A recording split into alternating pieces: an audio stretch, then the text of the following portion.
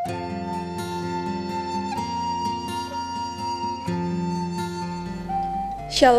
salam sejahtera. Selamat beribadah bagi kita semua. Mari kita persiapkan hati untuk masuk dalam ibadah. Kita mengambil saat teduh.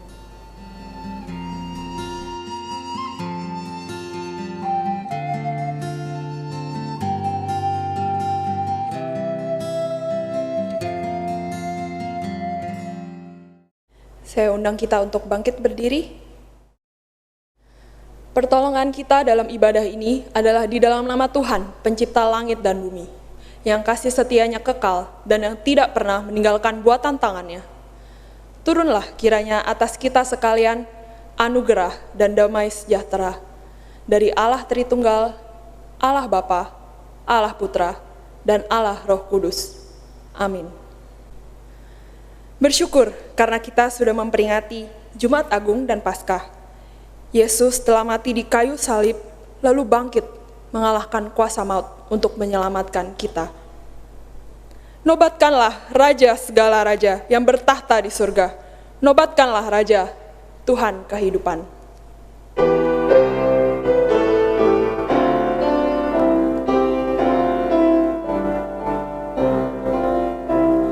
Nobatkanlah Raja, Tuhan kehidupan, yang mengalahkan kuasa maut dan menyelamatkanku. Pujilah padanya, kan segala rahmatnya, dan mati untuk menebusku, beri hidup kekalnya. Nobatkanlah Raja, Raja segala raja, Dialah Sang Maha Pencipta, bertahta di surga. Puji Dia penebus, yang mati bagiku. Puji dan memuliakannya selama-lamanya. Jemaat dipersilahkan untuk duduk. Mari kita berdoa Bapak Ibu Saudara, kita mengaku dosa dan setelah itu kita akan berdoa syafaat. Mari kita tundukkan kepala, kita berdoa. Tuhan, kami datang ke hadirat-Mu di momen yang begitu indah ini. Sebelum kami lanjut dalam ibadah kami bersyukur boleh datang ke hadirat-Mu untuk mengaku dosa-dosa kami. Tuhan, ampunilah dosa-dosa kami. Kiranya Engkau juga melayakkan kami, sehingga pengorbanan-Mu itu boleh sungguh dinyatakan dalam kehidupan kami, dan kami boleh sungguh menikmatinya. Terutama Engkau layakkan kami untuk lebih masuk lagi dalam ibadah hari ini, dan bisa menikmati firman-Mu, dilayakkan untuk duduk di hadapan-Mu Tuhan. Terima kasih Bapa. Demi nama anak-Mu kami sudah berdoa. Bapa kami di surga, hari ini kami pun mau berdoa syafaat Tuhan. Kami mau berdoa Bapa untuk pemerintah yang sudah melakukan banyak hal. Secara khusus di Jakarta sudah 9 hari sejak tanggal 10 Tuhan. Kami sudah melakukan PSBB. Kiranya Engkau yang memberkati setiap kami, supaya kami boleh diam di rumah, supaya kami boleh meminimalisir Tuhan kontak dengan orang-orang dan boleh keluar dengan seminim mungkin, hanya seperlu mungkin, supaya sungguh kami juga boleh mampu untuk membantu pemerintah, membantu dunia untuk menghadapi masalah ini Tuhan, supaya virus daripada penyebaran virus ini boleh dihentikan Tuhan. Dan kiranya Engkau yang memberkati setiap polisi, tentara, Satpol PP dan semua badan yang terkait untuk juga menata ketertiban dan juga gugus daripada tugas untuk menanggulangi bencana ini boleh berjalan dengan baik. Engkau yang berkati mereka. Kami juga mau berdoa Bapa supaya kami juga di dalam masa-masa ini tetap tenang, tetap teguh berdiri pendirian kami ke dalam Engkau, dan kami tetap bertumbuh di dalam kebenaran firman-Mu, sehingga di masa-masa yang sulit ini, di masa-masa kami boleh berdiam di rumah ini, kami boleh terus menikmati waktu-waktu ini bersama Engkau, dan iman kami semakin bertumbuh dan memuliakan nama-Mu. Kiranya Engkau juga berkati pemerintah, Berkati usaha pekerjaan kami, berkati semua kelancaran kehidupan kami. Karena kami tahu Tuhan, di tengah goncangan wabah ini, ekonomi kami mungkin terganggu. Banyak hal dalam hidup kami juga mungkin terganggu. Tetapi dan kami juga sadar Tuhan, hanya Engkaulah sumber jawaban. Dan kiranya Engkau saja Tuhan yang memberikan jawaban yang terbaik. Dan biarlah sungguh Tuhan, ketika ini semua selesai, kami boleh sama-sama bersyukur karena Engkau terus memelihara hidup kami.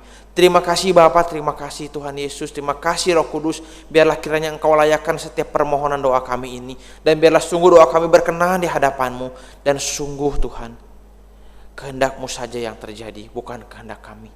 Hanya demi nama anak-Mu Tuhan Yesus, Juru Selamat kami hidup. Kami berucap syukur, haleluya, amin. Bapak Ibu Saudara yang dikasihi Tuhan, mari dengan tetap bangkit berdiri, kita menyatakan pengakuan iman rasuli.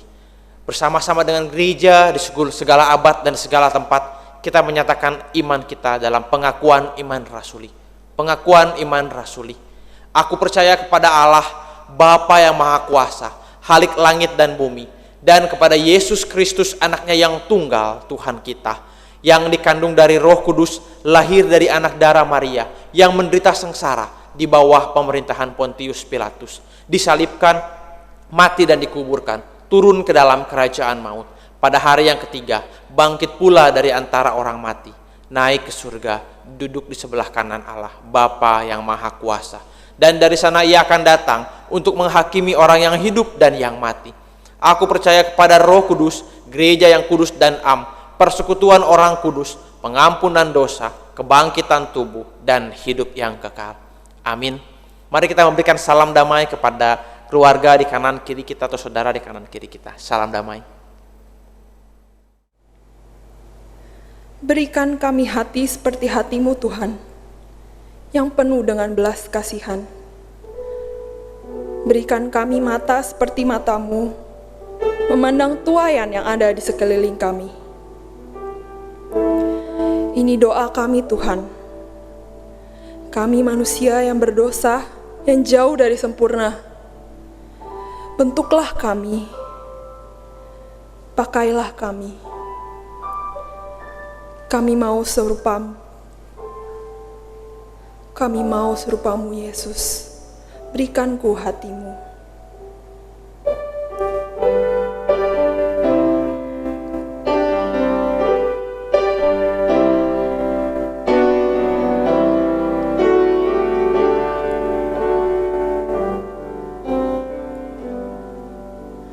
Berikanku hati seperti hati-Mu yang penuh dengan belas kasihan. Berikanku mata seperti mata-Mu, memandang tuaian di sekelilingku.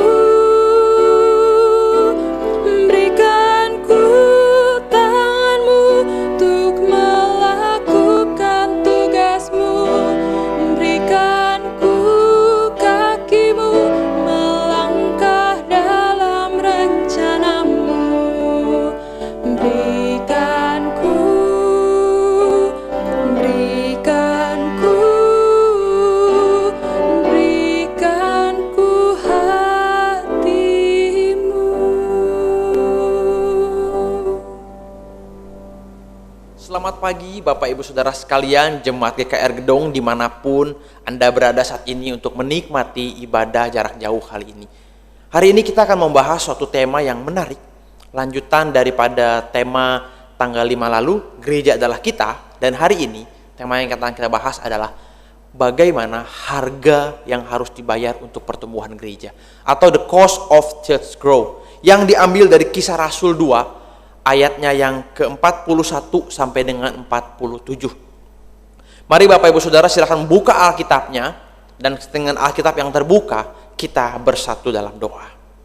Bapa kami di surga, kami bersyukur kalau sampai hari ini di minggu ketiga bulan April Engkau masih memberikan kami kesempatan, kesehatan untuk menikmati ibadah meskipun dengan jarak jauh seperti ini ataupun dengan online seperti ini. Tuhan, kiranya Engkau yang memberkati setiap kami, supaya kami boleh mengerti, memahami kebenaran firman Tuhan, dan terlebih kami boleh menerapkannya dalam kehidupan kami sehari-hari. Engkau berkati Tuhan hamba-Mu yang penuh dengan kekurangan ini. Engkau pakai yang penuh dengan kelemahan ini, supaya sungguh perkataan yang keluar dari mulut bibir hamba-Mu ini benar-benar berasal daripada-Mu saja. Dan firman Tuhan yang benar-benar sama-sama kami gumuli hari ini, benar-benar juga Tuhan boleh merasuk ke dalam setiap aspek kehidupan kami. Terima kasih Bapa, Engkau yang menyertai perenungan firman kami semua pada hari ini. Hanya demi nama anak-Mu Tuhan Yesus kami berucap syukur. Haleluya. Amin. Bapak Ibu Saudara, mari kita membaca Alkitab kita dari Kisah Rasul 2 pasalnya yang kedua ayat 41 sampai dengan 47. Cara hidup jemaat yang pertama. Orang-orang yang menerima perkataannya itu memberi diri dibaptis, dan pada hari itu jumlah mereka bertambah kira-kira 3.000 jiwa. Mereka bertekun dalam pengajaran rasul-rasul dan dalam persekutuan, dan mereka selalu berkumpul untuk memecahkan roti dan berdoa. Maka ketakutanlah mereka semua, sedang rasul-rasul itu mengadakan banyak mujizat dan tanda. Dan semua orang yang telah menjadi percaya tetap bersatu, dan segala kepunyaan mereka adalah kepunyaan bersama. Dan selalu ada dari mereka yang menjual harta miliknya, lalu membagi-bagikannya kepada semua orang sesuai dengan keperluan masing-masing. Dengan bertekun dan dengan sehati mereka berkumpul tiap-tiap hari dalam bait Allah. Mereka memecahkan roti di rumah masing-masing secara bergilir dan makan bersama-sama dengan gembira dan dengan tulus hati, sambil memuji Allah, dan mereka disukai semua orang, dan tiap-tiap hari Tuhan menambah jumlah mereka dengan orang-orang yang diselamatkan. Amin. Sedemikian jauh pembacaan firman Tuhan kita. Bapak Ibu Saudara yang dikasihi Tuhan, pada hari ini tadi kita sudah baca Kisah Rasul pasalnya yang kedua ayat 41 sampai dengan 47. Bagian ini merupakan bagian lanjutan bagaimana menggambarkan kehidupan jemaat mula-mula pada waktu itu. Pada waktu itu kita melihat bahwa sesungguhnya kejadian ini setelah Pentakosta, turunnya Roh Kudus, dan bagaimana Petrus berkhotbah sehingga terjadi suatu pertumbuhan jumlah daripada jemaat mula-mula yang sangat-sangat pesat begitu. Ini adalah suatu hal yang luar biasa. Kalau kita baca dari Kisah Rasul 1 pasal ayat yang ke-15, kita melihat jemaat mula-mula pada waktu itu hanya berjumlah 120 orang saja. Namun pada ayat yang ke-41 pasal kedua ini, kita melihat bahwa sesungguhnya terjadi suatu pernyataan yang sangat luar biasa, di mana 3.000 jiwa bertobat dan masuk ke dalam komunitas orang percaya. Wow, ini sangat luar biasa Bapak Ibu Saudara. Tetapi bukan hanya itu saja.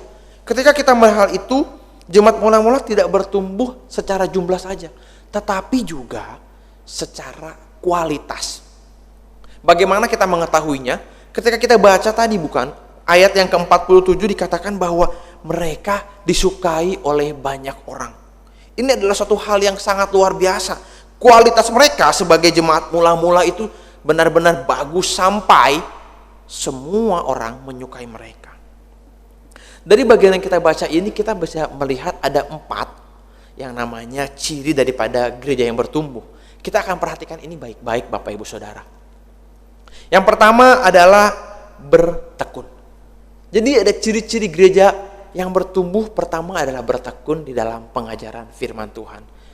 Kita lihat pada ayat yang ke-42, pertama kali setelah mereka tahu bahwa pengorbanan Tuhan Yesus itu menyelamatkan mereka, darah yang tertumpah di kayu salib itu merupakan darah yang menebus mereka, dan daging yang Tuhan serahkan untuk penebusan itu menyelamatkan mereka, menjamin kepada kehidupan yang kekal.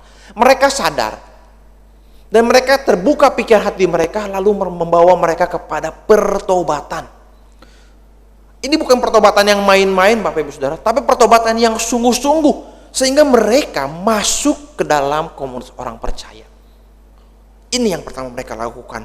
Setelah mereka bertobat, mereka sadar yang pertama kali mereka butuhkan adalah fondasi hidup yang kuat, yaitu bertekun dalam pengajaran para rasul. Mengapa mereka anggap ini penting? Pertama, Karena mereka tahu hanya para rasul saja yang sudah melihat, yang sudah merasakan, yang sudah mendengar. Intinya mereka mengalami. Hanya para rasul yang sudah mengalami apa itu ajaran Tuhan Yesus, bagaimana kehidupan Tuhan Yesus. Lalu kalau kita ingat daripada Matius pasalnya yang ke-28 ayat 20, kita mengingat bahwa Tuhan Yesus menugaskan para rasul untuk memberikan pengajaran kepada semua orang percaya. Maka dari itu mereka benar-benar melakukan hal yang tepat. Yang pertama kali mereka lakukan setelah bertobat adalah bertekun dalam pengajaran firman Tuhan. Bapak Ibu Saudara, kalau Bapak Ibu Saudara lihat di pasal yang ke-6, mereka juga berkumpul tiap-tiap hari itu di bait Allah. Mengapa? Karena disitulah mereka boleh mendapatkan pengajaran daripada para rasul. Tiap-tiap hari mereka berkumpul. Mereka merasa butuh yang namanya perenungan atau penggalian yang dalam akan kebenaran firman Tuhan. Sehingga mereka berkumpul tiap-tiap hari di bait Allah. Mereka sadar betul banyak yang belum mereka ketahui, banyak yang perlu mereka dapatkan lebih dan lebih lagi. Ini bukan sekedar sebuah berita tentang kematian Tuhan Yesus, tentang penyelamatannya mereka sudah tahu, mereka sudah amini itu, mereka sudah menjadi orang percaya, mereka bertobat dengan sungguh-sungguh. Tetapi penggalian kebenaran firman Tuhan terus mereka butuhkan setiap harinya. Ini yang menjadi penekanan pertama daripada jemaat mula-mula. Sehingga mereka benar-benar bertekun dalam pengajaran para rasul. Bapak Ibu Saudara, ciri yang kedua adalah bertekun dalam persekutuan. Ketika mereka sudah memahami kebenaran firman Tuhan melalui ajaran para rasul, mereka bertekun dalam persekutuan. Kalau Bapak Ibu Saudara lihat, mereka bertekun itu bukan asal bertekun, tetapi mereka selalu berkumpul, mereka selalu saling menolong satu dengan yang lain, bersatu. Kita bisa melihat di ayat yang ke-44 dan 45, makan bersama tentunya, dan mereka melakukan semua itu dengan gembira dan tulus hati. Dan yang paling penting, ketika mereka bersekutu, mereka sambil memuji Allah. Persekutuan yang dibangun berdasarkan pemahaman mereka atas ajaran para rasul, bukan persekutuan yang asal-asalan, tetapi persekutuan yang dibangun juga bukan berdasarkan persaudaraan darah atau persaudaraan kandung atau sepupu ini bukan, atau juga bukan karena persekutuan dibangun berdasarkan pertemanan semata, bukan. Tetapi persekutuan yang dibangun adalah persekutuan yang dibangun berdasarkan pengertian pemahaman akan firman Tuhan dan kesadaran bahwa mereka sesama anggota keluarga Allah, sesama orang percaya itu saling membutuhkan dan juga satu di dalam tubuh Kristus. Mereka sadar, mereka di sana perlu saling menopang, perlu saling mengasihi, saling memperhatikan, dan banyak dari mereka yang bisa ditolong dan bisa saling menolong. Ini yang mereka bangun. Bapak Ibu Saudara, ini yang ditekankan oleh para rasul. Sebagai seorang percaya, mereka harus dibangun dalam suatu persekutuan berdasarkan satu tubuh Kristus yang saling melengkapi, di mana kalau satu terluka maka mereka semua merasakan sakitnya, di mana kalau mereka merasa ada yang paling hina, di situ mereka rawat baik-baik dan mereka buat menjadi semangat lagi. Dan terlebih mereka di sana bisa saling menguatkan di dalam iman percaya mereka. Ini ciri kedua daripada jemaat mula-mula ketika mereka bertumbuh. Lalu yang ketiga, Bapak Ibu Saudara, adalah memecah roti. Ciri yang ketiga adalah memecah roti. Memecah roti ini menunjuk kepada dua hal. Yang pertama adalah perjamuan kudus yang bisa kita lihat daripada Lukas pasal 22 ayat 19, lalu juga Kisah Rasul 20 ayat yang ke-7. Dan yang kedua adalah perjamuan makan biasa atau memecah roti biasa, makan roti biasa. Bukan hal yang perjamuan kudus begitu. Karena pada waktu itu yang namanya perjamuan kasih, memecah roti itu suatu hal yang lumrah. Menjalin kehangatan, keakraban, sopan santun, dan juga menjalin yang namanya komunikasi yang baik. Pada waktu itu dalam budaya Yahudi dan Yunani, perjamuan kasih atau perjamuan makan, memecah roti yang biasa itu memang sudah lumrah dilakukan. Dan ini kita bisa lihat daripada Lukas 24 ayat yang ke-30 dan 35. Jadi istilah memecah roti ini tidak fokus kepada perjamuan kudus saja, tetapi juga kepada perjamuan kasih. Ini yang mereka lakukan. Mereka melakukan ini semua sekali lagi karena mereka sudah memahami kebenaran firman Tuhan, pentingnya bersekutu, lalu mengadakan perjamuan kudus dan perjamuan kasih. Yang keempat adalah pertemuan dalam doa atau bertekun di dalam doa. Bapak Ibu Saudara, kalau Bapak Ibu Saudara melihat jemaat mula-mula dan juga beberapa jemaat yang sudah dimana kita lihat kisah para rasul ketika Petrus keluar daripada penjara, mereka melihat jemaat mula-mula di rumah-rumah selalu bertekun dalam doa. Kenapa mereka melakukan itu Bapak Ibu Saudara? Karena jemaat mula-mula sadar mereka yang sudah berdosa itu, sekarang hubungan mereka dengan Allah menjadi baik dan pulih. Sehingga mereka bisa berkomunikasi dengan Allah dengan bebas. Lalu mereka pun membutuhkan komunikasi dengan Allah. Seperti seorang yang sangat rindu akan kekasihnya, yang ingin sekali berkomunikasi dengan Allah. Lagi pula Bapak Ibu Saudara, ketika mereka juga tidak berkomunikasi dengan Allah, berarti mereka sedang tidak mengandalkan Allah. Disinilah peran doa itu. Mereka sadar gereja bisa maju, gereja bisa bertumbuh, tetapi tidak dengan kekuatan mereka sendiri. Tetapi mereka semakin sadar bahwa mereka tidak bisa apa-apa tanpa kuasa Allah. Gereja bisa maju, pertumbuhan gereja bisa pesat, tetapi tanpa Allah mereka tidak bisa melakukan itu semua. Karena hanya Allah lah yang memberikan pertumbuhan kepada gereja dan umatnya. Inilah yang mereka lakukan. Mereka mengandalkan kuasa Allah. Mereka hanya berharap dan bergantung kepada Allah. Dan menunjukkan bagaimana betapa pentingnya Allah dalam kehidupan mereka. Ini ciri yang keempat yang membuat gereja bertumbuh. Bapak Ibu Saudara, saya memberikan ciri daripada gereja yang bertumbuh ini 4. Ini bisa kita lihat dari ayat 42 sesungguhnya. Dan bagaimana ini merasuk ke dalam semua bagian-bagian pasal sampai dengan pasal 2 sampai dengan pasal yang ke-47 ini. Kita melihat semuanya ini mereka lakukan dan akhirnya mereka berdampak. Mereka disukai semua orang. Dan tiap-tiap hari Tuhan memberikan atau menambahkan jumlah mereka dengan orang-orang yang diselamatkan. Kita sudah mengetahui keempat ciri gereja yang bertumbuh. Bertekun dalam pengajaran para rasul atau membaca firman, menggali firman, bertekun dalam persekutuan, lalu juga bertekun di dalam memecah roti, perjamuan kudus atau perjamuan kasih. Lalu yang keempat juga bertekun dalam doa. Lalu bagaimana dengan gereja kita? Apakah gereja kita memiliki keempat ciri yang tadi saya sebutkan yang sudah kita bahas daripada Kisah Para Rasul 2 ayat 41 sampai 47? Mari sejenak kita berpikir sejenak, apakah gereja kita memiliki ciri-ciri itu? Sudah? Bapak Ibu sudah berpikir sebentar? Oke. Dan saya rasa jawabannya sudah. Kita sudah melakukan itu semua, terpampang dalam liturgi kita, terpampang dalam pengumuman di warta gereja kita. Kita melakukan itu semua. Kita mendengarkan khotbah, kita melakukan persekutuan, entah itu di komsel, entah itu di persekutuan-persekutuan seperti sektor, di komisi-komisi, ataupun juga di dalam kepengurusan dan kepanitiaan gereja. Bukankah kita sudah melakukan persekutuan, bukan? Bukankah kita selalu menggali firman Tuhan di dalamnya, bukan? Lalu, kita juga bukankah sudah melakukan yang namanya perjamuan kudus dengan rutin? Saya rasa kita sudah melakukan itu semua. Kita pun melakukan perjamuan kasih. Sebelum persekutuan dimulai biasanya, lalu juga setelah ibadah selesai setiap hari Minggu, biasanya bukan? Kita sudah melakukan itu semua. Bahkan kita bertekun dalam doa. Yaitu dalam Rabu malam kita sudah berdoa, Rabu pagi kita sudah berdoa. Dan ini dilakukan secara rutin. Kita sudah melakukan ini semua. Tetapi Bapak Ibu Saudara, ternyata ciri-ciri gereja yang bertumbuh ini memang sudah ada dalam gereja kita.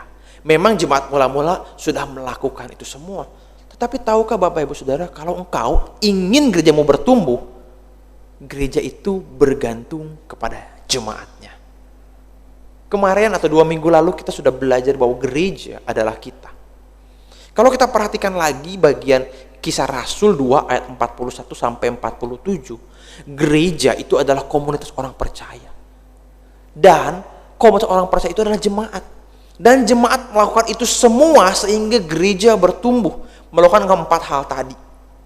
Sehingga saya bisa menyimpulkan bahwa harga yang harus dibayar oleh jemaat atau gereja yang ingin bertumbuh bukan sekedar melakukan ciri-ciri ini. Bukan sekedar melakukan langsung keempat ini.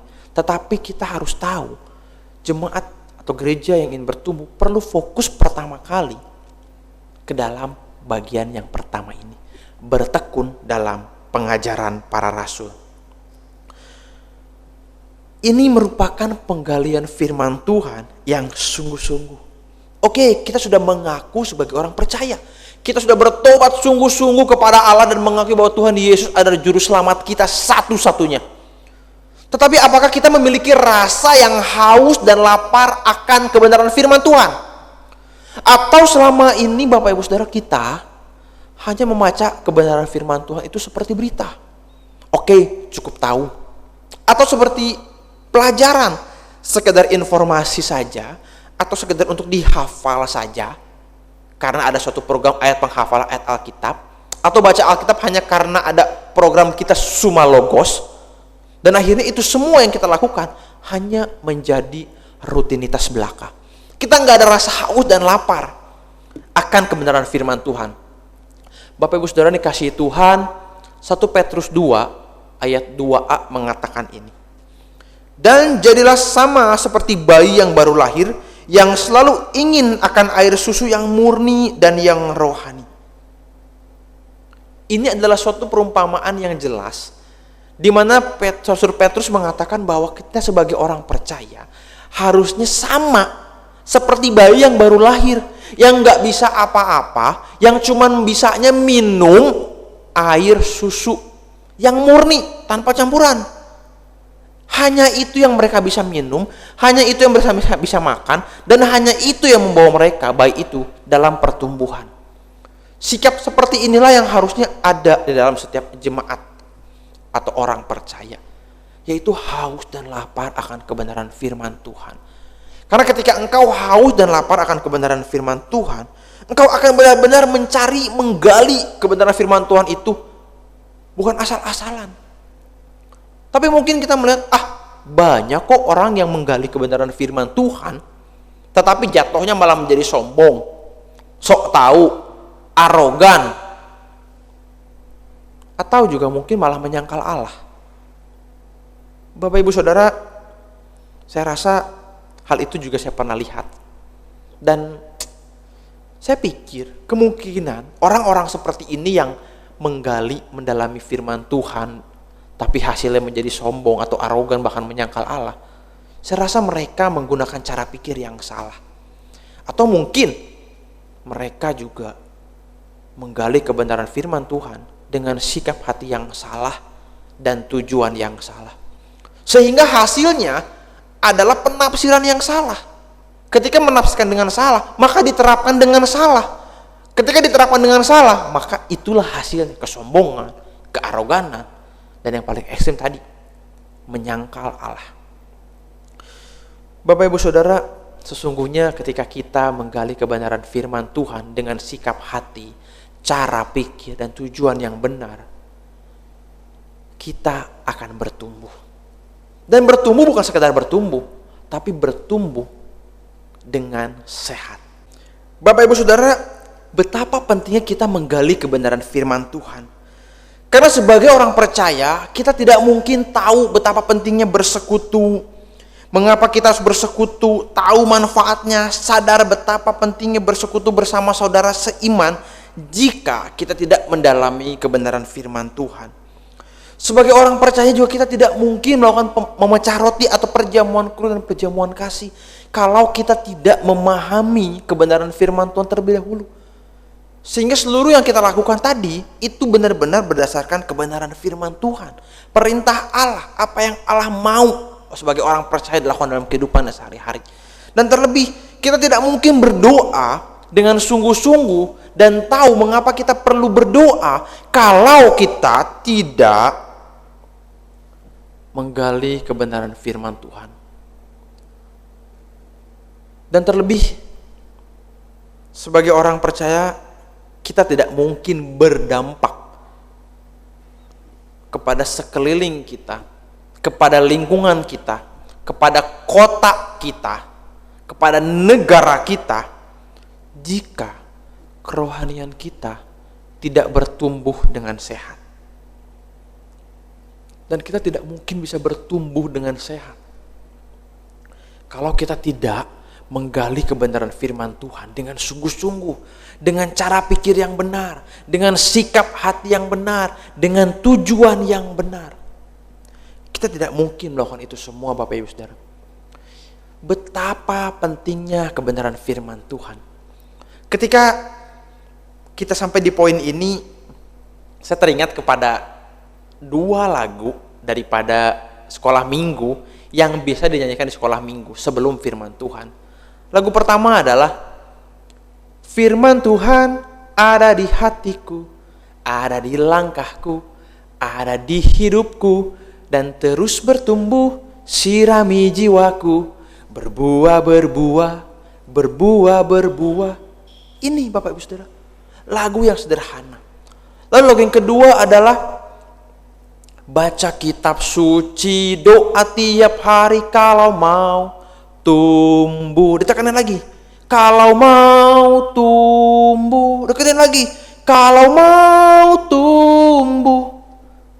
2 lagu yang biasa dinyanyikan di sekolah minggu, menyatakan betapa pentingnya membaca, menggali, mendalami kebenaran firman Tuhan. Semuanya itu untuk pertumbuhan kerohanian kita sebagai orang percaya.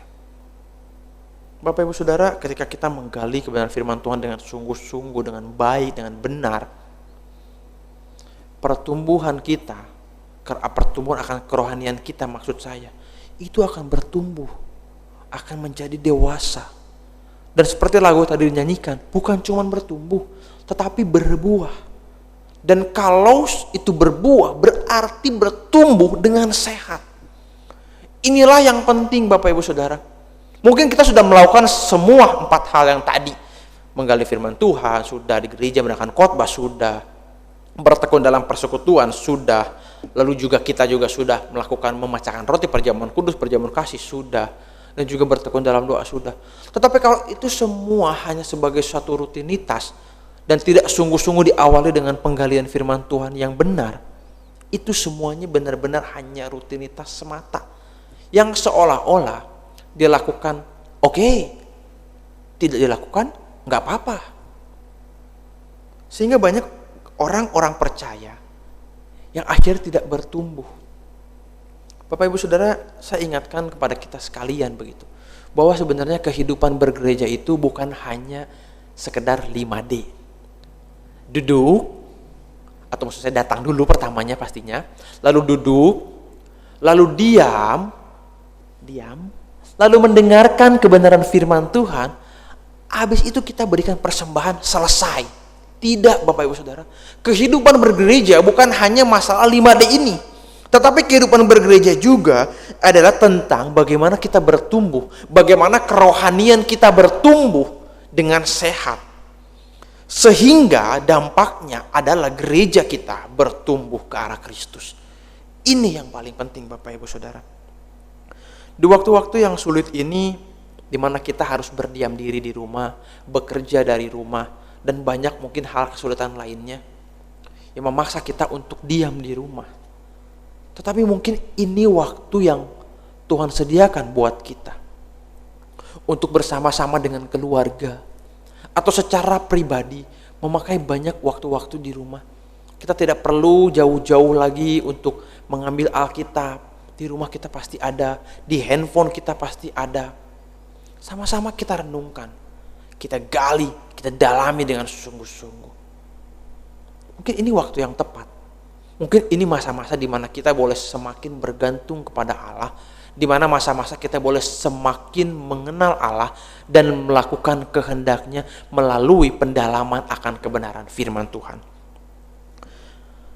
Bapak Saudara, ketika mungkin kita sekalian merenungkan, menggali kebenaran firman Tuhan, lalu menemukan kesulitan-kesulitan melalui satu ayat, di dalam satu ayat, dalam satu perikop, dalam satu kitab. Bapak Ibu Saudara, jangan sungkan untuk menghubungi kami, para hamba-hamba Tuhan yang telah Tuhan utus di GKR Gedong. Saya rasa Bapak Ibu Saudara bisa mengakses nomor telepon kami, nomor WA kami, dan jangan sungkan hubungi kami, tanyakan.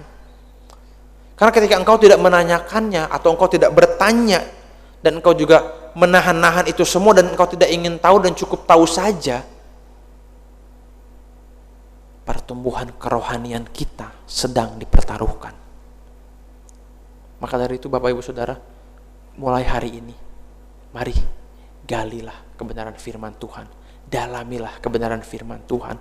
Karena ketika engkau mendalami kebenaran firman Tuhan, ketika kita semua mendalami kebenaran firman Tuhan itu akan mendalami kita, akan merasuk ke dalam tubuh kita, dan juga akan merasuk ke dalam segala aspek kehidupan kita.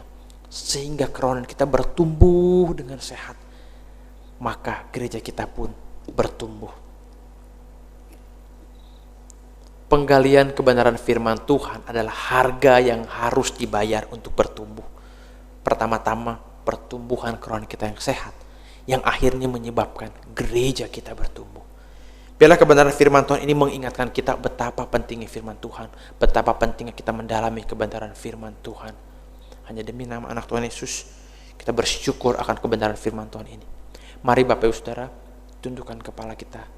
Mari kita bersatu dalam doa. Bapa kami di surga, kami bersyukur atas kebenaran firman-Mu. Karena kami diingatkan lagi betapa pentingnya kebenaran firman-Mu dalam kehidupan kami.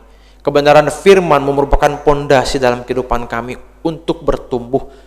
Dan juga sebagai sarana kami untuk bertumbuh dengan sehat. Sehingga bukan hanya kami yang bertumbuh, tapi juga keluarga kami. Dan yang penting gereja kami Tuhan bertumbuh. Setelah kerohanian kami bertumbuh, gereja kami bertumbuh dan akhirnya berdampak dalam lingkungan sekitar kami, di kota kami berada dan juga di negara kami berada. Kiranya Tuhan mulai hari ini berikan kami semangat, berikan kami kekuatan dan penyertaan melalui Roh Kudus-Mu untuk kami mau rajin merenungkan firman Tuhan setiap hari, menggalinya, menanyakannya dan menerapkan dalam kehidupan kami.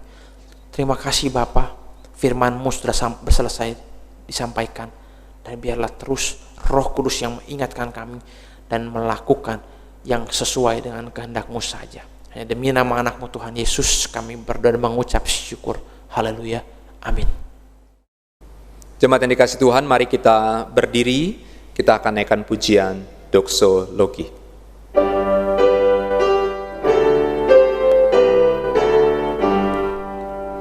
Puji Allah Bapa Putra, puji Allah Roh Kudus, ketiganya yang esa. Pohon selamat, sumber berkat. Amin. Jemaat yang dikasih Tuhan, mari kita persiapkan hati kita, arahkan hati dan pikiran kita untuk menerima berkat yang berasal dari Tuhan. Tuhan memberkati engkau dan melindungi engkau. Tuhan menyinari engkau dengan wajah-Nya dan memberi engkau kasih karunia. Tuhan menghadapkan wajah-Nya kepadamu dan memberi engkau damai sejahtera, mulai saat ini sampai selama-lamanya. Amin. Amin. Amin. Amin.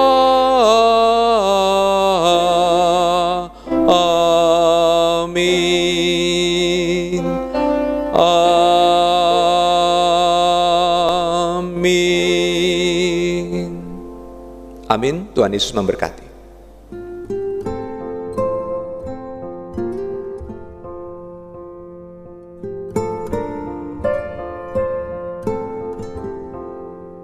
Jemaat yang dikasihi Tuhan, mari kita memperhatikan beberapa warta yang ada di layar, saudara. Segenap jemaat majelis mengucapkan selamat ulang tahun kepada jemaat-jemaat Tuhan yang berulang tahun sepanjang 1 minggu ke depan. Kepada Bapak Ibu Saudara-saudari Ku Li Chao, Chung Leong Fung, Ang Seng Lip, Guan Lina, Beni Cahyadi, Chong Kui Jin, Febriza Aprilia, dan Lulu. Selamat ulang tahun, Tuhan Yesus memberkati. Kiranya bertambahnya usia saudara-saudara, bertambahnya juga cinta kasih saudara kepada Tuhan Yesus. Tuhan memberkati. Saudara-saudara, kita juga tetap terus mendoakan kondisi seperti ini. Tidak pernah henti-hentinya kita berdoa dan juga taat tentunya di dalam arahan pemerintah untuk berdiam di rumah, bekerja dari rumah, dan berproduktivitas dari rumah. Saudara jangan bosan, walaupun memang karena kenyataannya kita mungkin ada yang tidak sabar, tetapi kita harus selalu bersyukur kepada Tuhan, memaknai masa-masa seperti ini, bahwa Tuhan tidak pernah meninggalkan setiap kita.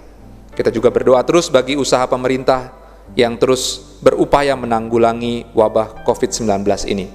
Saudara-saudara, persembahan minggu hari ini saudara bisa transfer ke nomor rekening gereja di bawah ini. Bendahara majelis akan membagi persembahan kita pada minggu hari ini untuk kas dan juga untuk misi. Tuhan Yesus memberkati persembahan saudara sekalian.